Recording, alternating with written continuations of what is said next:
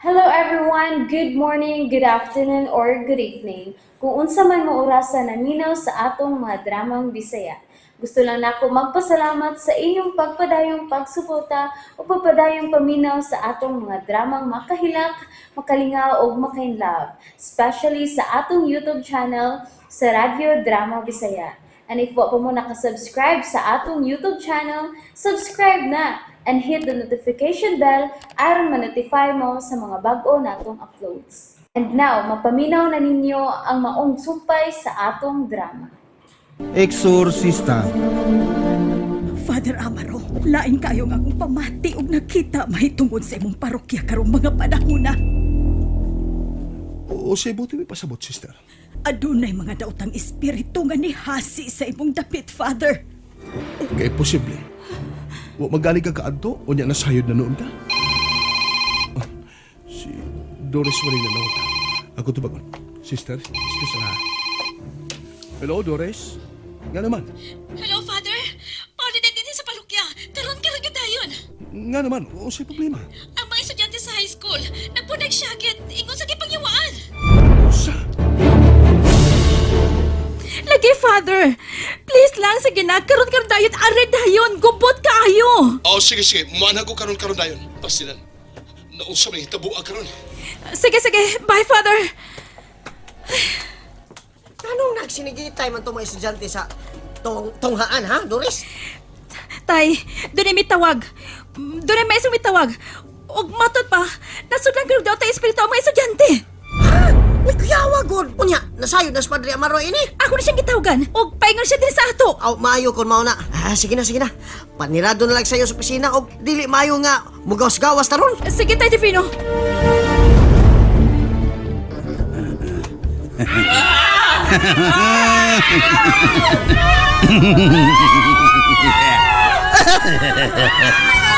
Sige, siyagot. Nagsinagitay ang mga kabataan ingon man ang ilang mga magtutudlo. Mobiya una ko din Bahala na si Padre Amaro kanila.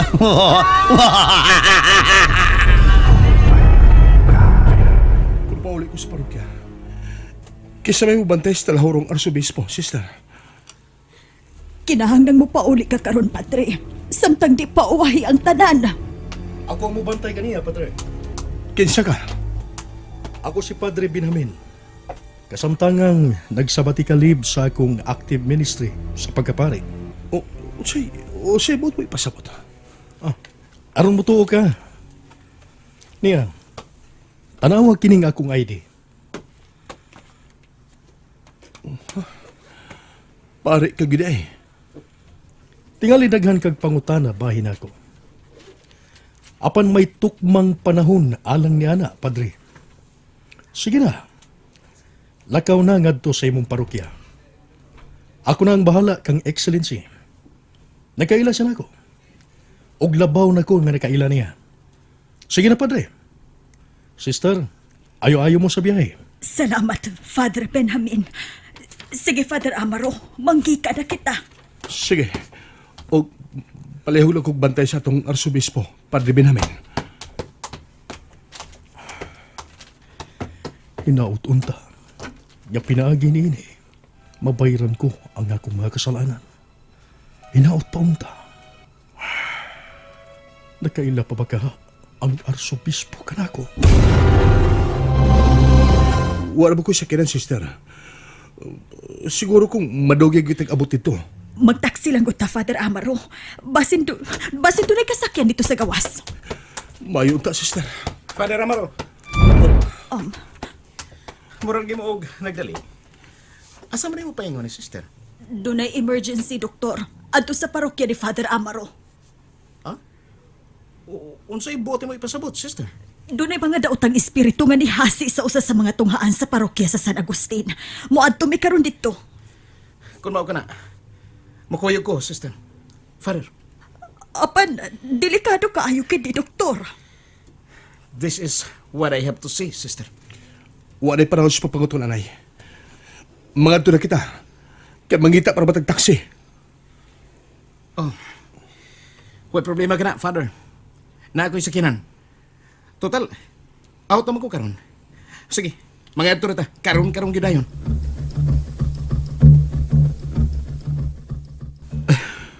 Wapagid maabot si Father Armaro Cervantes de Divino. Usaw naman ang ini karon.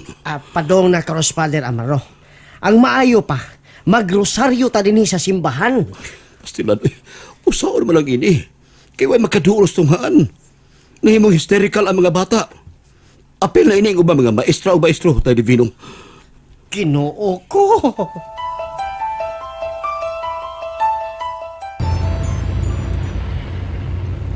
Usaw man ato ini karon, sister.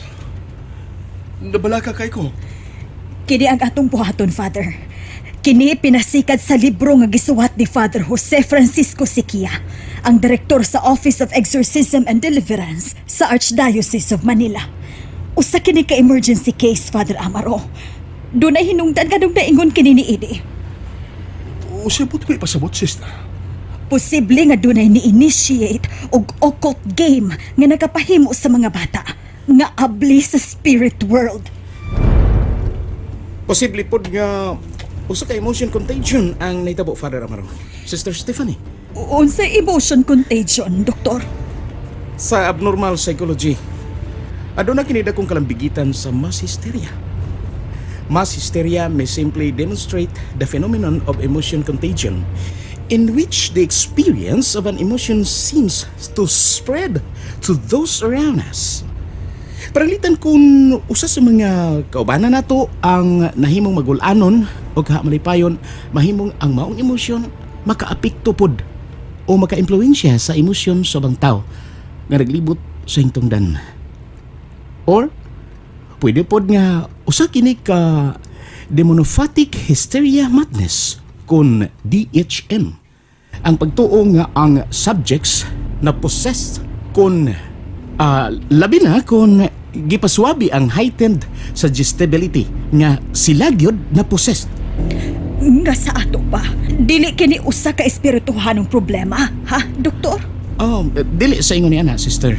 Posible po na sa mga mata sa pagtuo. Mutuo ko nga dunay mga daotang mga espiritu. Buot lang na kong i-exhaust ang tanang psychological o scientific explanations nining maong phenomenon. Gusto siya, sister. Ikaw, sister, sanglit na-involve ka man sa Ministry of Deliverance. Usa may na itong himuon ini karon. Kini ang atong buhaton, Father Amaro, Dr. Astana. Una, atong himuon nga ma-secure ang maong dapit, pinaagi sa pagsirado ni Idi, ug dili tugutan nga mamahimo kining sensational, kinahanglang malayo ang mga kuryoso. Ikaduha, mag-ampo kita sa hugot alang sa panalipod alang kanato ug sa atong mga mahal sa kinabuhi. Kay ang daotang espiritu, dili lang passive, kundi mubaws gyud sila.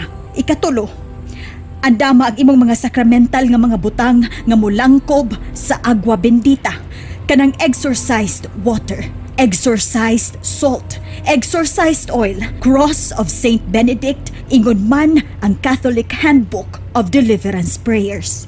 Wa ko ang libro, ha, sister. Ang naana ko, ang Roman Ritual Volume 2. Apan, dili ko magkagamit niya ito. Kaya wa ako'y dayag na pagtugot gikan sa local ordinary. As mandated sa Canon 1172, number 1 nga nagkanayon, no one may lawfully exercise the possessed without the special and express permission of the local ordinary. O dugang pa, this permission is to be granted by the local ordinary only to a priest who is endowed with piety, knowledge, prudence, and integrity of life. Oh, nga naman day, Father. Wa kay salig sa imong kaugalingong katakos. Sige lang, kay naamang ko igamay nga librito sa St. Michael's Book of Deliverance. Kini na lang ang atong gabiton. After sa inyong himuon nga deliverance sessions, akong himuon ang debriefing o psychological intervention. I know, matrauma gyud ang mga bata ni maong hitabo. Ginoo ko, saan naman na ito ini karon? Pailob lang, Father Amaro. Kay dili mahitabo nga ang magbadaugon, ang gahom sa dautan, batok sa gahom sa katarong. Dili kayod. Husto ka, sister. Doktor, pagbantay! Doon ay bilang mga tao at mapanggaan!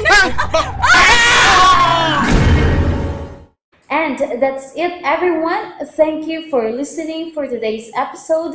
And don't forget to subscribe and hit the notification bell. Kita-kits sa sunod na episode. Bye-bye!